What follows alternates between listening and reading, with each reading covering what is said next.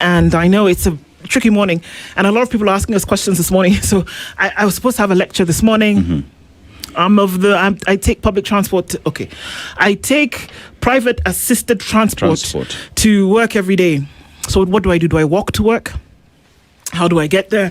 And we've also been able to see a lot of folks who are asking what we do to our kids this morning if you didn't get communication from your school, and it looks more and more likely that you will keep them at home today. Because nobody's moving anywhere, and that's the truth. The roads are empty. We're probably going to get an update at some point. I know EVE is working on that.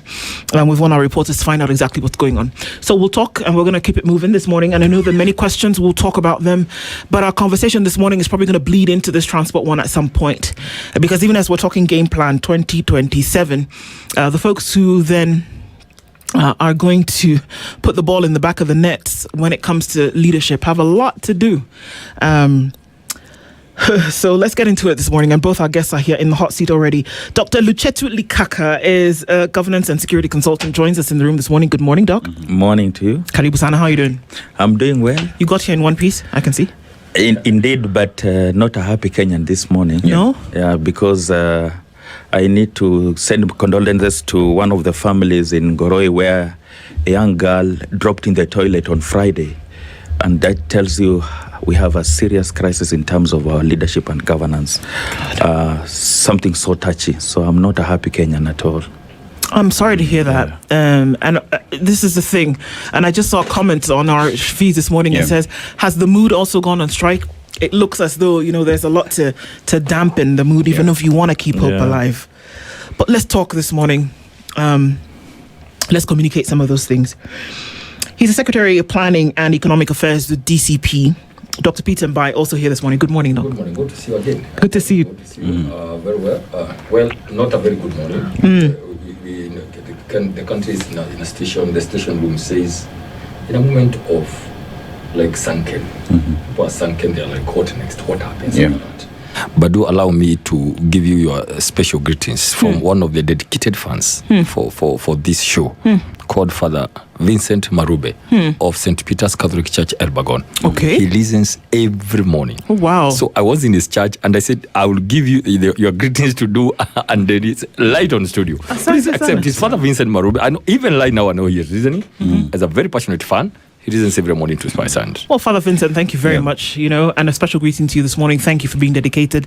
The folks that we never hear or have an opportunity to speak very to. Passionate, very passionate. Very dedicated, and we appreciate that for sure. And so he said, let me bring it to the show here.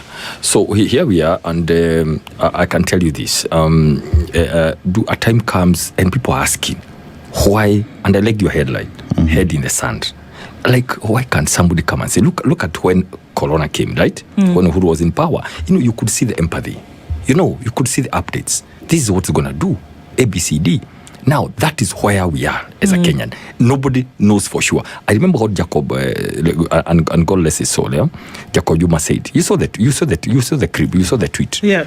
2016, he said, this is what will happen in 2026. Okay? Fuel will rise. And the president will try to reduce it. Then he'll increase it again. And people will be so tired. Oh, no. People will be so tired to do anything. The guys are so what next? Yeah. And these are very bad situation. But I want to say this from the word go. It's important to say this. Just me to mention. Let Kenyans know, seated here today, when parents don't know how to do with their kids, they're at home. Now, I had to, because I had to come for this, I had to just come and say, no, we have to come here to speak to Kenyans. Yeah. Let it be very clear, Dennis. The crisis we have, the high prices we have in this country today, it's not 100% as a result of the war of Iran. That lie, that narrative, we have to demystify, we have to kill it. It is not.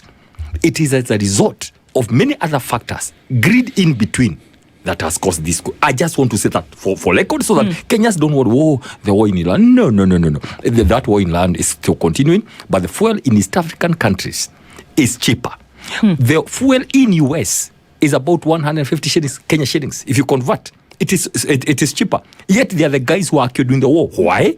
Because the government is able to come with programs to cushion Yes, there is an impact, but the cushioning is where we are talking about. Yep. You can't allow Kenyans to suffer all these things. All this VAT we are talking about, all these fuel levies, all this stabilization fund, and then the 5 shillings per litre by the greedy cartels has to go. That's what we are saying. So Kenyans, please, the buck stops with the President of the Republic of Kenya. And I'm sure we're going to get into that conversation, but Dr. Peter Mbae has already made his position clear. It is the situation room. About some things and has set the pace. But Dennis this week takes us to Gabon. Yeah. Beautiful country. One of the richest countries in terms of resources that they do have. So they have vast resources of petroleum, manganese, timber, and Gabon is one of the wealthiest countries in Africa in terms of per capita that they do have. It is also just one of the only areas in the world that has a natural nuclear reactor. So as we plan to take ours in Siaya, just know Gabon have a natural one. But let's go to the proverb this morning. So the proverb says, to one who does not know, a small garden is a forest. To one who does not know, a small garden is a forest. Let's start with Daktari. How would you interpret it? Thank you so much. My interpretation will be, we take it from a small idea, that from that small idea, you can actually manifest it into bigger issues or a big achievement. So an idea that is small can actually be transformed to change the world. That's it. To those who doesn't know, a small garden is a forest. It's a forest. You can only operate within your limit what you know. Information, exposure, knowledge is very important. Yes. You hear another similar thing that says, when you have never seen oceans, you have never swum in oceans, you think that water in that bucket, in that karai, you think that is your swimming pool because you have never experienced anything bigger. Exposure, knowledge, and I think the same thing happens here. If you think you have this idea that your people don't know nothing, you can control them there, but what you don't know is that they know. So you think that look, these guys are just here, they have no brains, they are foolish, they don't think, you are the only one who has brains, and you think they are tidy there, but they know better. You cannot rule people who know. Okay. You cannot rule people who haven't seen a forest thinking that is a garden. You cannot rule them. I think it's very practical. Well said. I think God speaks to you at night to give you these proverbs. They are very apt. Well, I mean, looking at what's going on, and this is why it's a conversation for things to then come out in terms of the public arena. And if we look at Game Plan 2027, there's so much talk at the moment around who's going to garner the votes of wherever it is from. Who's going to garner the vote from the coast? Who's going to garner the vote from the mountain? Who's going to garner the vote from Nyanza? Who's going to garner the vote? Are we missing the point?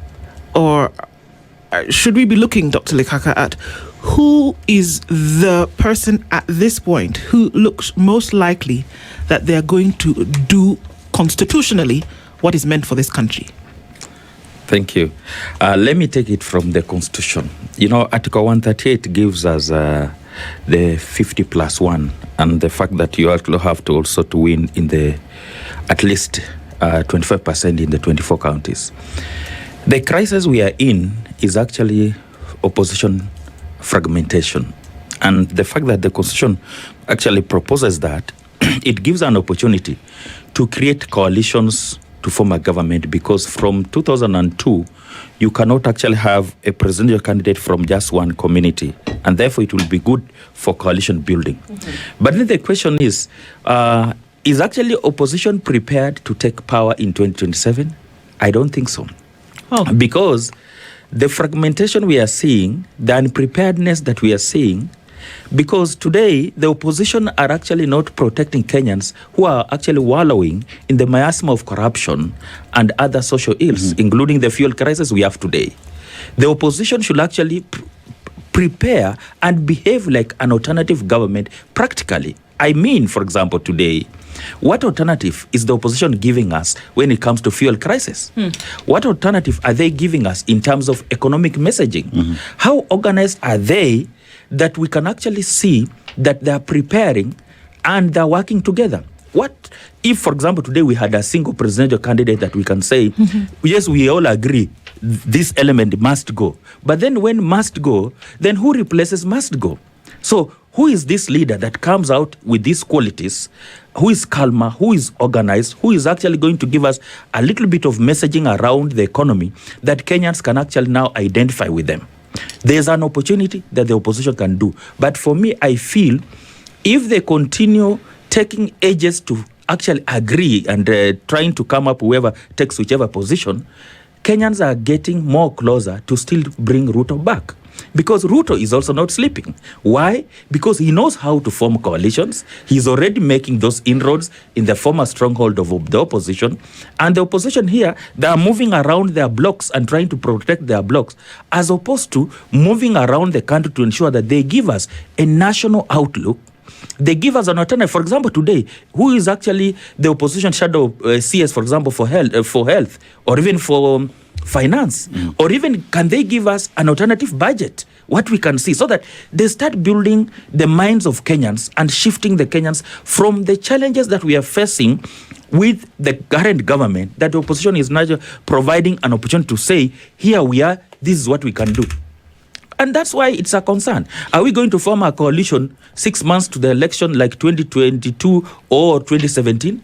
Or can we have it in advance and ensure that we actually tie loose ends so that the president does not raid the opposition strongholds? You think it needs to be done now? Because this is the thing that folks have been asking around the country, and I'm also bringing Dr. Mbae here at this point, just on what Dr. Lukaka is saying, that you need to, in this case, this is not a game of poker where you wait until the last moment to show your hand. That in a case where things, according to many people, are going wrong, that if an opposition is coming together to then lay its claim to leadership, that they need to show their hand now, because things are thick. There has been a voice that says, if we show our hand now, they're going to sabotage the whole game. What do you think about that? This is what going to happen. And first of all, to start it from there, this issue of opposition unity, we saw the opinion poll, and for me, I'm a political communicator. Political science, one of the truths of political communication is opinion polls. Personally, for me, I believe in opinion polls by and large, with all the parameters in place. I want to say, look at the opinion polls. It's done. The president had 51 plus 1. He had 51% when he was getting to power. He has 24% right now. So it means, therefore, that if the opposition can unite, I mean, the whole 76% of Kenya simply don't believe in William Ruto. So what are we saying? Do the mistake we cannot make. And I want to urge all our supporters to be a bit calm. It is 1 year plus. You know, it is in May is when we'll be unveiling officially our candidate, around March, April, May next year. I want to say that from the word go. Why? We want to do a Kibaki movement. I mean, when you are praying with a candidate or an opponent who we know about him, you don't go very early giving your cards on the table. And that's why you see, and AS is steadying him, Kalonzo is ahead. He continues hitting Kalonzo. Then before he finishes, Ligiji is on the other side. Before he does everything, Natembeya starts his rallies. Then Sifuna, then Matiang'i. That is how we want to keep him busy. We don't want to tell him that this is our candidate. The whole issue is, and I don't know why, the people who are pushing us to name a candidate, they could be putting us in some trap. Including my friend here. I don't know why people are so eager on us. It is our strategy. By the way, why do people want us to see us together every day? It's not necessary. It is part of our game. Let people continue seeing.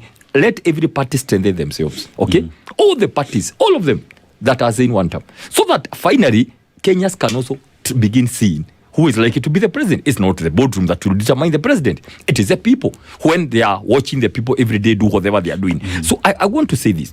And when keep on saying about what we are doing every day, then you are a witness. We are talking about issues. We are talking about the issues of Adani. We are talking about the issues of bombers. We are talking about the issue of Tall Oil, the issue of the Roundabout Summit. We are talking about RSF. We are talking about the economy. We have clearly said what needs to be done over this issue of fuel. So what I want to suggest today is that the opposition, the way it is moving, finally, it's not us, it's not leaders who want to be united. It is the people who are demanding that the leaders must be united. I can tell you, you are here during 2002. It happened within months because we don't also want to lay all our cards on the table. Let us continue galvanizing ourselves and strengthening our basis. Let every party do whatever they are supposed to do. For example, this year, and you are in a hurry because you are saying we name a presidential candidate. We have not yet unveiled our presidential candidate as DCP. We are yet to do an NDC, a major one, big one. We are waiting for the case to end. And then, because the case will end in our favor, hopefully, then we launch the party and we launch our presidential candidate. So it's still too early, man. Right. This year, so really, the year is still about midway. We are going to launch our presidential candidate. Let others launch. We are yet to concretize our agreement with the people from the coast, from northeastern, from Rift Valley, from the Luo Nyanza or the Nyanza belt, and so there is a lot of things, work to be done and moving on. I can tell you. Very soon, I don't want to preempt everything. I know there is the issue of finance bill. We are working on it. We are going to release it when our party leader comes back. There is the issue of the budget. We are working on it. Our experts are right now working numbers, cracking the numbers. Remember, now it's a public document because it's in Parliament, right? Yeah. Both the finance bill and the budget. So we are going to come up and give people alternatives of what we think the budget should look like. We don't want to stay until it is passed, then we begin crying. We want to tell you before how much is budget in State House. How much have they put?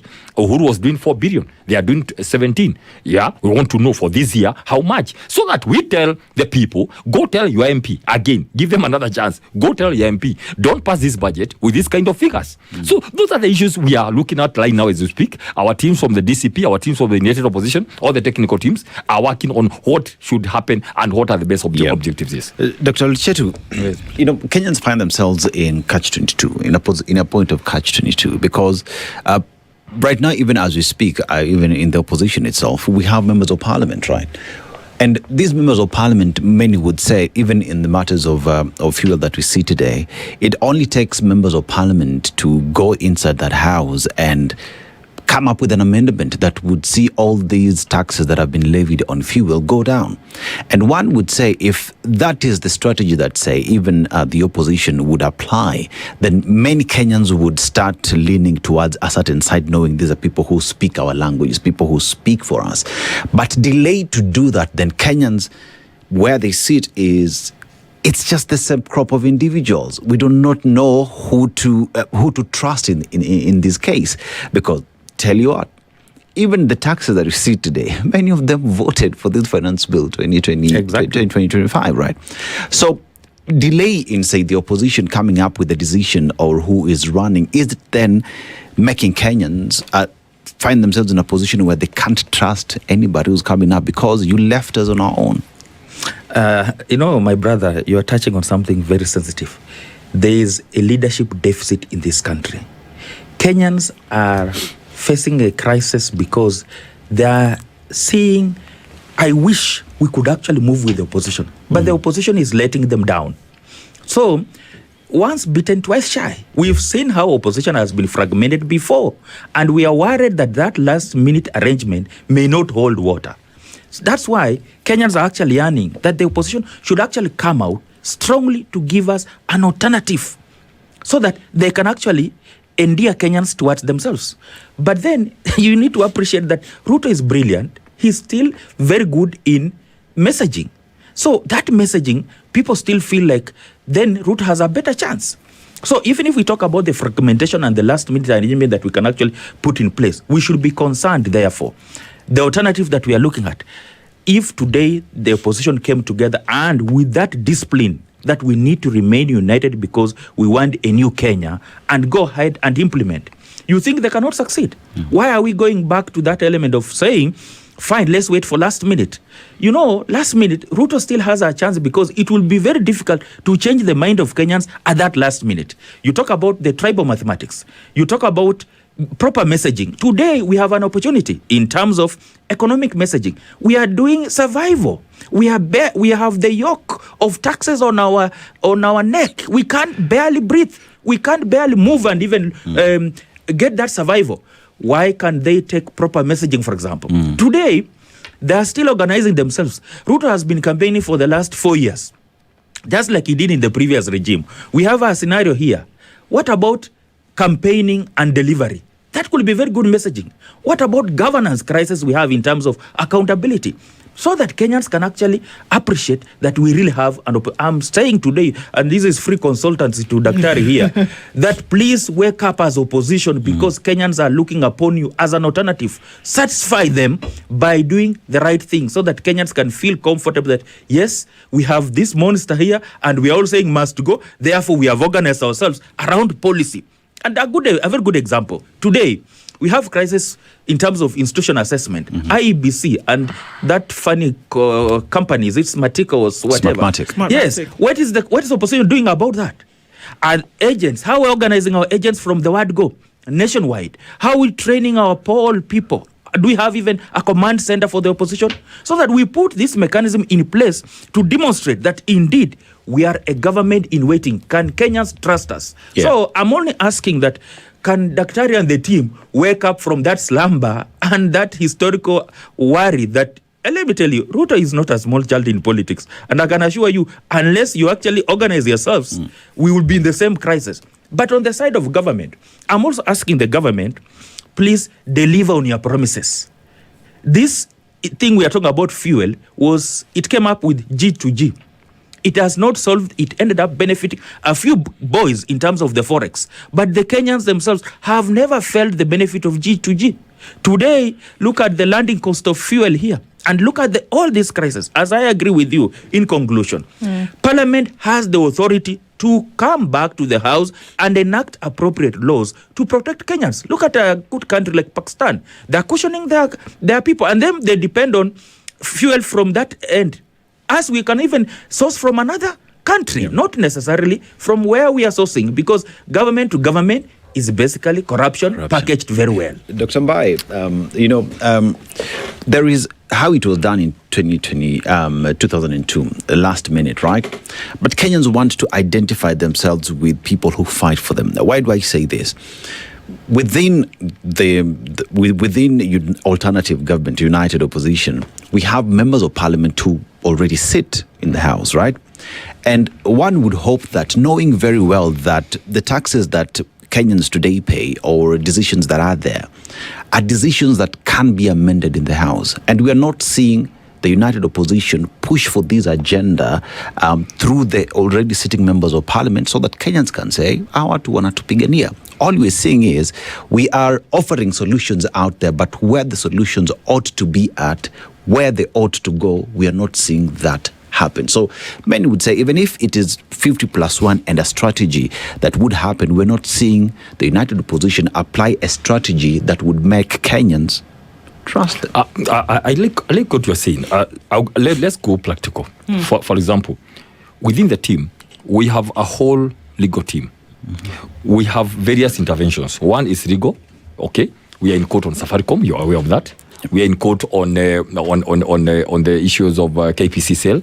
We are in court on the housing levy in the Court of Appeal. Right? Our team, we are in court over 15 issues, national issues. Okay, that's what we have done. We also in court in the counties, depending on the issues that are there on oversight. No, because that's what we are doing now as opposition, both at the county level and the national level, for example. So what we are saying, we have like all those issues, we pick them. Then we have a legislative arm, made up of all our senators and MPs in the grand, opposition, who are already doing that. Now, all of them, for example, when Didi, who is doing oversight on behalf of Kenyans, okay, they never mind where he started, because he is doing his oversight role. Yeah. And that's what Kenyans want to hear. Yesterday, there was a meeting and all agreed, well, this is a good move. We are going to support it when it comes to parliament.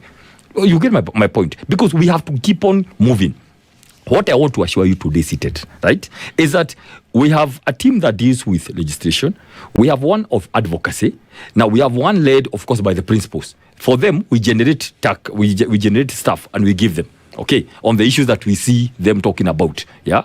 Because people give information, we package them together, and we give the principals because of advocacy and publicity. So these things, I can tell you, there is no issue that's happening in this country that we are not seized off. The only issue I want to say, and it's important, people fear the president. I know, let me tell you, there is a lot of fear about, this man, anybody you go to talk to, atatoka kwa kiti, will he get out? How are we going to defeat him? Let me tell you something. President Ruto is very good in messaging. He's very good in repeating narratives. And that's why, if you have noted, if he repeats a narrative at 10, we do it at 12. So by 1, we are equal. We are balanced. If he repeats another narrative, most of the narratives are promises. I went to inspect what I inspected in 2018, to launch what I had launched. All those things of I'll do. I can tell you this. We are waiting for Ruto at 4. It's coming August, right? We'll bring videos here. We'll demonstrate all the issues that were promised and not done. We are going to come up with alternative policy on each sector. Because we know these things. We just come and tell Kenyans, look here, this one is done. Okay? If you have not done anything at within 4 years, you can't do anything within 5 years. Because in any case, within the 5th year, you should be just doing commissioning. Opening ribbons of complete projects. Not saying you are launching, you are inspecting and all that kind of a thing. So we are preparing our team. You come back and launch officially, say, this is what has been, all the lies and all the overpromises and all those kind of things and private interest in public programs that have taken us. But here we are, within that 1 year, going into the election year, we'll come up with policies on each sector. And that is where also you'll see parties competing. We'll come with our own. Another party will say, this is what we need to go. Then we'll harmonize our strategies. So yes, we are moving on. What we need to do is 1 day at a time. Today, what we are pushing for right now is the issue of fuel prices. We need to demand them to come down. We are waiting for... We have like 4 issues we are handling: the issues of IBC, the issue of the sale of public institutions, and we are telling the president, please don't allow the anger of Kenyans to pile up, because if it piles up, we are waiting for next week in June.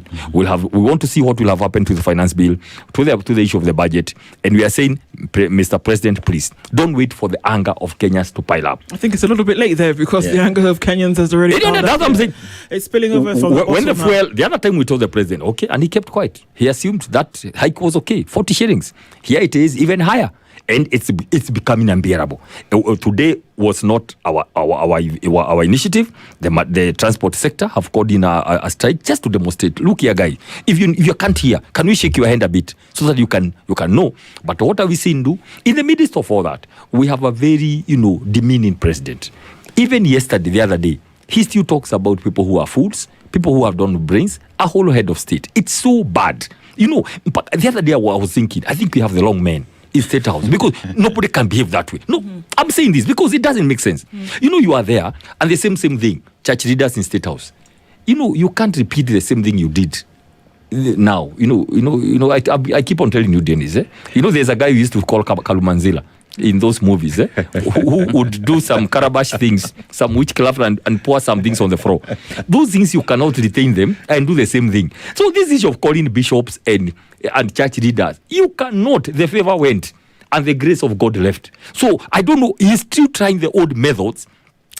Let me tell you the pain, and please God forbid that when we get to power next year, when I watch what is happening, I tell God, when we get to power, when by the grace of God I get elected as a senator for Nakuru and I come to formulate policies, God forbid that we'll forget and act as if we don't know, like we don't know where we have come from. It's so sad that you live in another world, your own world somewhere. You have created some world there. Your work is to lecture people, calling people the same way people are complaining. Why do you call people from Bungoma all the way just to come in so that you can show them you are the president, and then you give them some? Who does that in this century?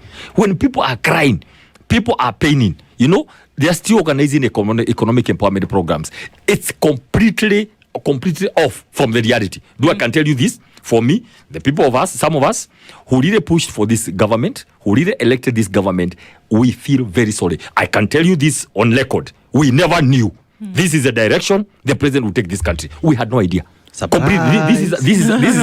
is. No, we told them. We told them. Dr. Likaka is saying. Actually, I'm talking on my own behalf because it's important to say clearly. We never knew the man who used to talk like heaven would come down. Everything would come from his mind, not even using teleprompter, right? We had no idea. Please, guys, no idea at all that this can change. It's very serious. This is interesting that you bring this up, Dr. Mbae. Yeah. I'll ask a question, and this is a question to you, but perhaps could be answered by Dr. Lekaka. Interesting, the conversations. Because if at the time you sold an idea to people and endorsed an idea which we can see in retrospect lacked all discernment. Yes. How then will you convince Kenyans that you'll be the same people who will deliver a different result? You have asked that question and I will answer it very clearly so that it's very clear. Let me tell you how. The problem we are dealing with here is not that inability to simply organize programs and policies and make them work. No, we are dealing with the character and personality of a person. You cannot cure some things like greed. No, let's be very clear, please. We are dealing with the character and personality. Now, the problem is to make sure, because once it rolls from the top, we are done. We are very careful on who is going to lead this country, because we want to make sure we understand your personality and character. Because look at Hitler. It's about personality and character. Look at Mahatma Gandhi. Look at Nelson Mandela. It is first about personality and character. I understand, but my question is this.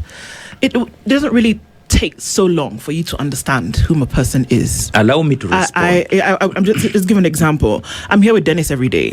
To an extent, we kind of know your behavior. You know what somebody's going to say. You know how they're going to react. You know what would upset them and what wouldn't. You know that you can trust me to say this, or he can trust me to say the other thing at some point, because you've spent time with somebody. It is difficult to take yourself far off from an understanding that you didn't know who this person is, because now you're saying it's totally different. Can somebody change so quickly and you wouldn't have an idea as to who they were? Let me respond this way. Show me your friends and I'll give you your character. We saw it, and I'll say this with a lot of humility. Give me William Ruto's CV from a tender age to how he has risen through the ranks to become the president of this country. From selling chicken to power broker in Kanu, to director of Kanu elections, to the minister that he was, and to today he's the president. We had that concern, and interestingly, the Central Bloc demonstrated a protest vote against Uhuru Kenyatta at the expense of the country. Dr. Mbae is the last person to complain about this regime because he emotionally put this regime in place. When we talk about leadership, and I'm happy we are discussing this because now we will be preparing who will take over in 2027. God giving us that opportunity.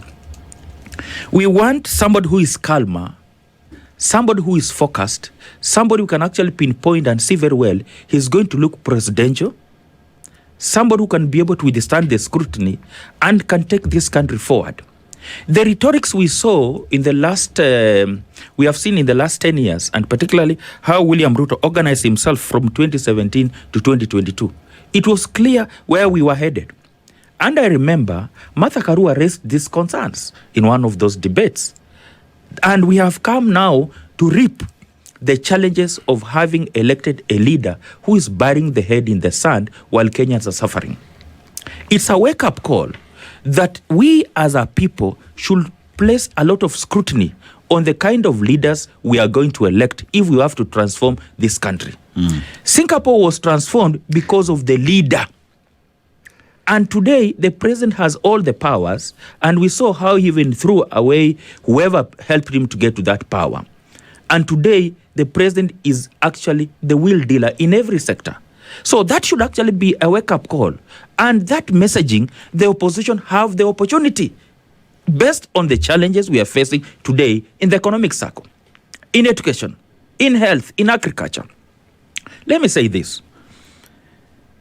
We need this country to move forward, and that means we must hold the current leadership accountable. Look at the Audit General's report. What is the auditor raising about all the projects?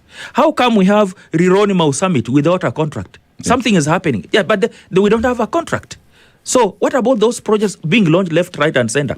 The opposition can do the audit, even hold a national conference and just take us through to hold the government accountable. But he's saying that they're doing some of these things, isn't it? So, Dr. Mbae is saying that they're doing some of these things. There's why are Kenyans not feeling it? Going on. No. Why are Kenyans not feeling it? That's where the concern is, because for me, I need to look right into Daktari's eyes and tell him, please, can you do more so that we feel it? Because Kenyans are hopeful, but then they are feeling let down by the opposition. And let me tell you this. Opposition is actually building their parties at the expense of actually the whole country. Look at how DCP is doing it so well. I'm happy because they are looking at the parliamentarians they want to get. They are actually messaging every day. But the question will be, how are we going to remain national? Because a concern will be, a regional bloc can actually not get to the president, somebody to be the president. So that messaging has to be consistent. That organization needs to be felt by Kenyans that indeed, even as we look at it, we see the costs are on board. Western already having been lost to opposition, then it should be a wake-up call that let's just organize ourselves and structure ourselves in a way that Kenyans can trust us. Dr. You have a lot to do. Let me tell you this quickly. Yes. First of all, for record, Kenyans don't feel let down by opposition as we speak. That's why, if you go by the TIFA poll, I mean, the combination of the people, only a small fraction said they are not aware. Who I think 15% or 10% or something. Okay, so many people said they are one person or the other before we come together. So I think, just for record, people have a lot of faith. The people who demonstrated a no vote to the president was 76%. The only people who said yes, they support the president, 24%. So please, that's number one. Yeah. And then just an observation too. When I sent this poster, somebody told me it is not 50 plus 1. Yeah. It is 50% plus 1. I mean, I am very clear, guys. So send me when I send the poster, he said, no, please tell them it's not 50 plus 1, it's 50% plus 1. Anyway, it is 50% plus 1. Let me tell you something. So it's not very right. Number two, please, I can tell you this. Under the circumstances, I will tell you this, please. Dr. When others went to school to do many things and other courses, I went to school to do political science and then government. I can tell you what we are doing so far. By the time we have and the months are remaining, we are doing well. We can do better. We are going to do better, but we are okay. In terms of, please never release or never run too fast in a marathon like it's a sprint. We are doing a marathon. But you have asked a question. What happened? And do this very important question. Just for to clear people. Let me tell you. Okay. Number one, I talking about the fourth president, Uhuru Kenyatta. Uhuru Kenyatta is like a father who knows the issues in the bedroom. And he knew these issues are bad. But somehow, he was not able to deliver that information to the kids in a nice way. In a way they could understand. So he was misunderstood because all along we were 18. Where is a bombshell? What did Ruto do? Please tell us. What? Okay, all this you are talking, you mutajuta, mutalia, mutaona mashida. Then I'm like, what happened? But then, we believe in God. Then we are Christians. We believe in God. Listen to this. Now, remember, God is the one who put Pharaoh to be puffed up against his rights. The Bible says, so that God can finish him finally. So God has a way of exposing you, of making sure you are puffed up and all that. It's very clear. He did it by purpose. He made life difficult for Israel so God can deal with him himself. So, I mean, let's put God's praise here. If Ruto didn't make it, I can tell you today, he'll be telling you how you lost a Messiah. And you all be waiting for him to come in 2027. All of you. Begging him, please don't go anywhere. You are the next president. So God wanted us maybe to expose him so that we can get done. Everybody can see him. I'm just talking now because also, besides being a philosopher and a political scientist, I'm a Christian. So, and then I remembered 1 Samuel 8:10-22. Samuel told all the words of the Lord to the people who are asking for a king. And the Lord said a few things that the king would do. He will take your daughters and sons. He will add taxes. It is in the Bible. 1 Kings. He will take the best of your fields. This is very important. And vineyards and olive orchards and give them to his servants. He will take the 10th of your grain, that is taxation, of your vineyards and give it to his officers, of his servants. He will take your male servants and female servants and the best of your young men. That is the death of the Gen Zs. And your donkeys, and put them to his work. He will take the 10th of your flocks, and he shall be his slaves. That is where Kenya is today. So, it is, the question I was asking last night, it was a Sunday, so I was meditating. Okay. Dennis, did we ask for ourselves a king, like the Israelites did, and God said, aha, you are demanding, you don't want me to be your king, I'll give you the one you want. So take your king. This is exactly what is happening in this country today. But do you know what happened after that? God made sure Saul made so many mistakes that is happening today. He made sure, he allowed, until he went to sacrifice. Then God said, God would have prevented Saul from going to sacrifice. He allowed him to sacrifice so he can be done with him. What happened after that? Samuel was told to go to the house of Jesse to appoint someone else, because God could see the cries of the Israelites. Today, please, I want to tell Kenyans, I woke up very early in the midst of the strike just to come here, to come and tell Kenyans, please, there is hope. You don't have always to keep your kids at home, because there is an irresponsible government that doesn't care, head in the sand. I want to say this, come next year. And look at this, is very important, because here, the one thing I like, I talk all these kind of things, and finally there's God. We are going to have someone else who is not greedy, who believes in himself. You must become, as a president, you must believe in yourself. You cannot be chasing your own shadows. Somebody who will allow people to thrive, not a father who tiptoes to a fridge at night to go eat all the milk and bread instead of baking more bread. We want somebody who is not greedy, who is not corrupt, who will allow ministers to work. Somebody who doesn't have to be in every business and be calling PSAs and CEOs and chairmen of parastatals on a Sunday afternoon. Somebody who simply will let government work. I can tell you, seated here, 70% of all the problems of this country, 70%, can be tackled administratively through political goodwill by people sitting together. Every sector come and say what needs to be done, and it be done. Is it possible, Dennis? I can tell you today, and it is possible. Let me ask Dr. this, and then you will respond to that as well. Lichetu, we look at a situation where the promise that the United Opposition is giving Kenyans of we will sort it out when we get there.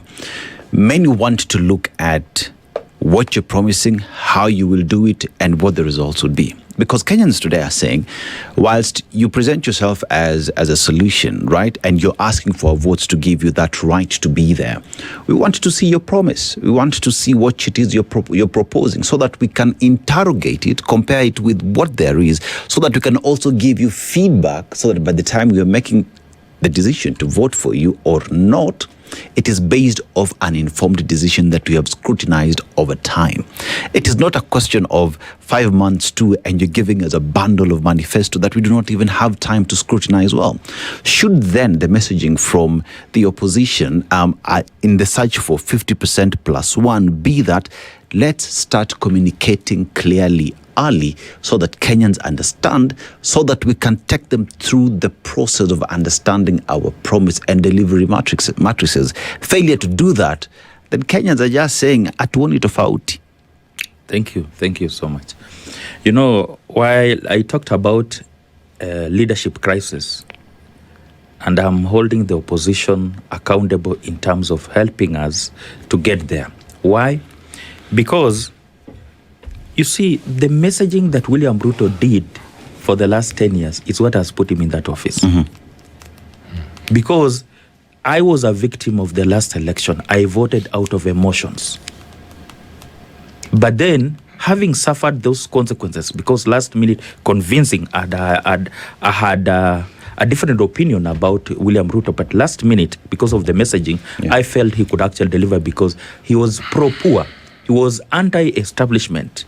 He was actually talking about Mama Mboga and the border borders. And I felt if these ones can be elevated and have supermarkets and own those cars, I think that will be the right direction. Right. You see, that is the message. I want the opposition to pick up cost of living, for example, the issue of the debt today, the issue of taxes, the issue about police accountability, so that some of the issues that actually bedevil in this country, they can actually start messaging. Remember last time, Dr. Mbae and the team were doing economic forums all over.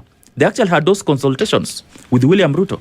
so that it became clearer that indeed he has consulted us. So that is the opportunity that we need to do.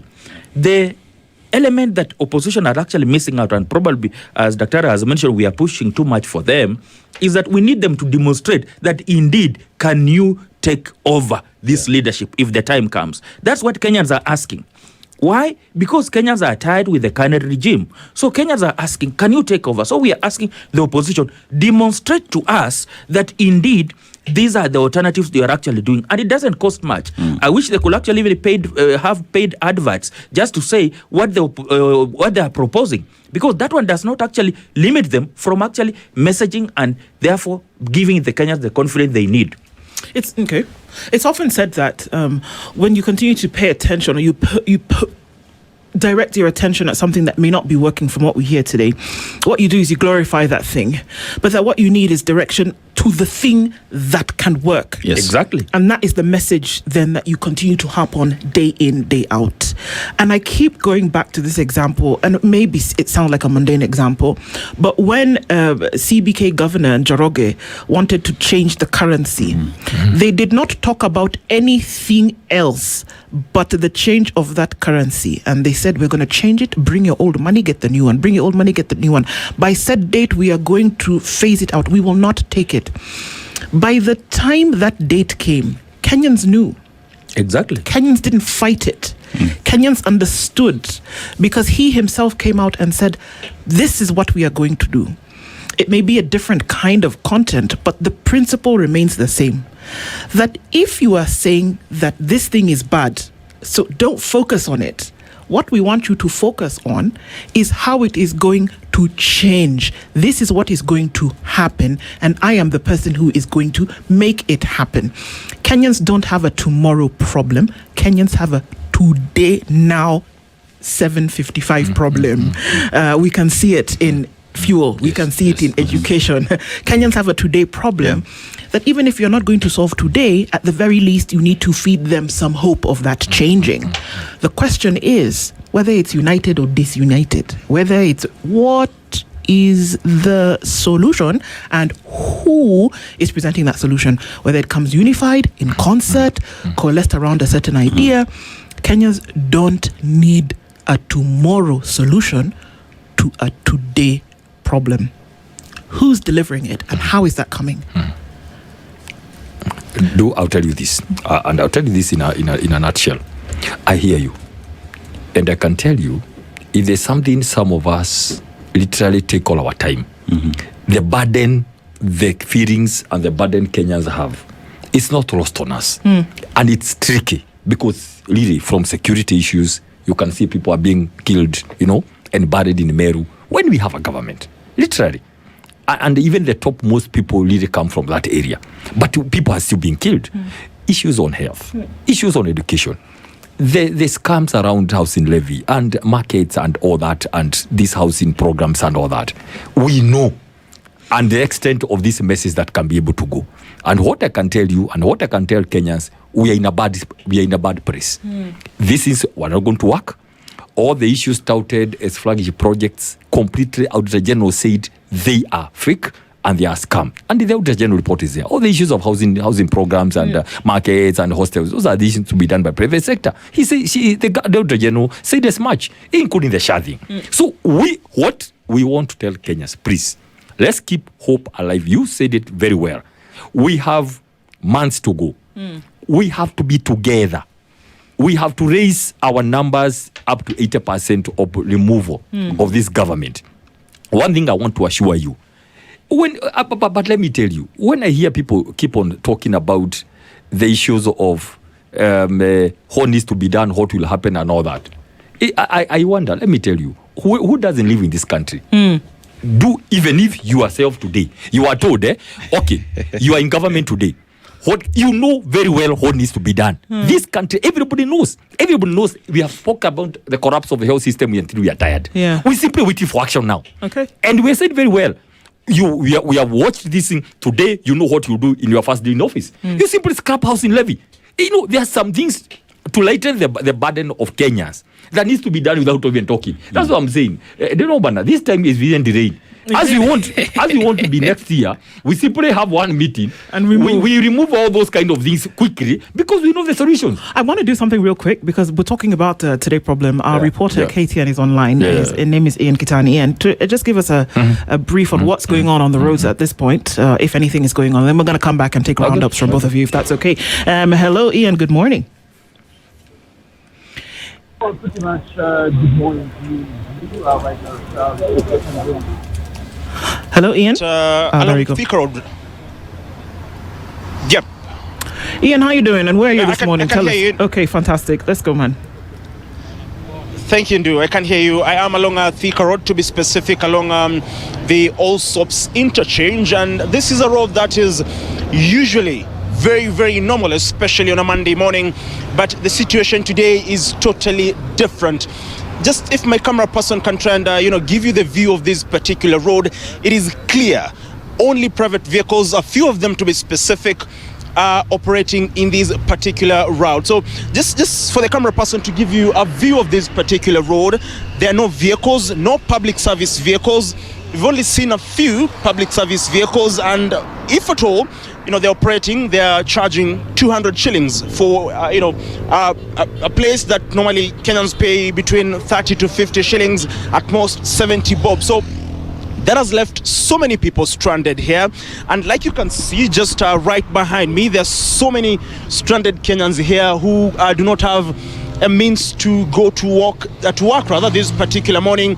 We've seen many Kenyans working to work this particular morning. Most of them still stranded here. They're unable to get a means to go to their respective jobs this particular morning. And this is the situation across this particular road. So many Kenyans, hundreds if not thousands, are just stranded, waiting to see if they will get some sort of a reprieve in terms of getting a means to go to work this particular morning. I don't know if I can speak to just some of them, and they can let us know what the situation is and what is happening. Labda anaweza tueleza jina lako na labda maoni yako kuhusiana na hali hii ya magari kukosa kufanya kazi kama kawaida kwa sababu bei ya mafuta imepanda. Okay, jina langu ni Duncan Gitonga. Okay, sasa situation haiko poa sana juu unapata kutoka 5 akuja kuwa na magari, alafu unapata kuna venye fare imepanda, unapata kaa kutoka hapa kwenda hadi Juja inakuwa ni 50, lakini sasa ni 300, unaona. So unapata hapo kuna difficulties, alafu unapata wenye magari juu ya hii mambo ya demonstration na nini wamesema hawatatoa magari zao juu wanaogopa magari zinaweza chomwa, unaona. Sasa tuko tu stranded yani. Hadi ukiangalia kwenye stage iko unaweza ona. Na labda maoni yako kwa serikali ingekuwa gani? Ungetaka serikali ifanye nini? Mafuta tu ishukishwe tu. Hiyo ndio tu kitu ningetaka. Juu unaona mafuta kishukishwa kila kitu itakuwa stable, kila kitu itakuwa imeshuka juu. Si unajua mafuta ndio kila kitu, transport ndio kila kitu. Well, Ndu, like you've heard, I know I'm supposed to hand it over back to you, but that is the situation across this particular road. We'll be pitching tent along the Thika Road just to make sure that Kenyans are updated and keep you posted in regards to whatever is happening here, even as Kenyans call on the government to reduce the taxation on fuel. They say their pleas have fell on deaf ears. We're waiting to see if the government can indeed respond and, of course, cushion Kenyans more. We know the CS for Treasury said they've provided another 5 billion in terms of subsidy, but Kenyans say that is not enough. So we'll be keeping tabs on this. We'll be coming back to you later on with more update. Thank you so much for that, Ian. Your sport, Asante, keeping in touch with you as we go along with it. So be safe. We'll talk in a bit. Asante sana. Okay, so that's what we hear. That's what's going on. do just to mention two things quickly. Number one. Yes, as we round up. I saw the statement by the National Police Service. Very demeaning. They were talking about a minority of matatu operators have called a strike, and a section of the public industry. I mean, that language is very demeaning, first of all. Number one. Two, I want to congratulate the matatu sector operators. I feel, of course, for the travelers, yeah? But sometimes things need to be done for people to see whether the last time they increased, people just made appeals. Nothing was done, right? So, right now, do you know, matatu operators needed not to call for this boycott because they could have simply passed the cost to the travelers. Right. But they say, wait a minute, we also feel for you guys. So matatu, the transport industry rather, is not doing this just for their own sake, but also to help the travelers to see whether they can work. But do you know where the do you know where the whole thing goes wrong? You know what they're thinking? Wait a minute, you cannot sustain this for 2-3 days. Well, let's see. By evening, you will do this, and this is how dictators think. They think you are fools. They think you cannot think. They think you have no brains and have no capacities. That is why somebody like Oscar Sud, because it's public thing, he said, even if you don't, even if you don't vote for us and the votes are not enough, we'll add. We'll feel the debate. Dictators work that way until they don't understand what Kenyans are going through. Until the last minute, elections have come, they have lost, they have to board helicopters literally to run away from Kenya. It's unfortunate. I hear you, Dr. Mbae. Very last words from you, Dr. Likaka, in 2 seconds, maybe 20. Yeah. Thank you so much. 2027, it is possible that the opposition can actually defeat William Ruto, but they need to be alive to the economic challenges that Kenyans are facing, the trust deficit that we have, the Gen Z, our youthful voter turnout is very key. And lastly, they need to ensure that they actually adhere to the principles of coalition building to actually take this country forward. Thank That's you. where we are, Dr. Peter Mbae and also Dr. Luchetu Likaka. Thank you for joining us this morning. It's going to be an interesting Monday. Thank you for taking out your time to be here this morning to be able to push these conversations. We do it again soon. Thank you very much. Folks, we continue with these conversations. More updates in terms of what's going on around the country. It's a little past the hour, but we continue with these conversations anyway. Good morning. This is the Situation Room, the only way to start your day.